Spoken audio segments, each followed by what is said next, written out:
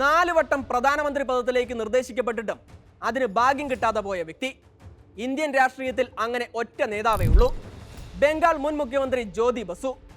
1990-ൽ VP സിംഗിനുള്ള പിന്തുണ BJP പിൻവലിച്ചു. സിംഗ് മന്ത്രിസഭ വീണു. പ്രതിസന്ധി ഒഴിവാക്കാൻ രാജീവ് ഗാന്ധി അന്ന് ബംഗാൾ മുഖ്യമന്ത്രി ജ്യോതി ബസുവിനെ പ്രധാനമന്ത്രിയാക്കാൻ നിർദ്ദേശിച്ചു. പക്ഷേ CPM നിർദ്ദേശം തള്ളി. 7 മാസം കഴിഞ്ഞപ്പോൾ പുതിയ പ്രധാനമന്ത്രി ചന്ദ്രശേഖറിനുള്ള പിന്തുണ കോൺഗ്രസ് പിൻവലിച്ചു. വീണ്ടും രാജീവ് ഗാന്ധി പ്രധാനമന്ത്രി സ്ഥാനത്തേക്ക് ബസുവിനെ നിർദ്ദേശിച്ചു. CPM വീണ്ടും തള്ളി. 3-ാം വട്ടം പക്ഷേ കാര്യം കൂടുതൽ ഗൗരവമായി. 1996-ൽ 161 സീറ്റുമായി ഏറ്റവും വലിയ ഒറ്റകക്ഷിയായി BJP മാറി.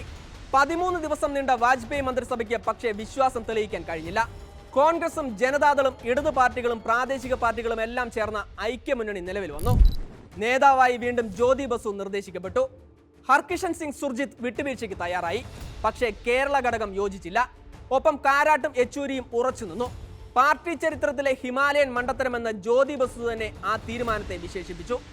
1999-ൽ 13 മാസത്തെ വാജ്പേയി സർക്കാർ വീണപ്പോൾ മുലായം സിംഗ് യാദവ് വീണ്ടും ഒരിക്കൽ കൂടി ജ്യോതി ബസുവിനെ പ്രധാനമന്ത്രിയാക്കാൻ നിർദ്ദേശിച്ചു. അത്തവണ CPM സമ്മതിച്ചു. പക്ഷേ പിന്തുണയ്ക്കാൻ കോൺഗ്രസ് തയ്യാറായില്ല.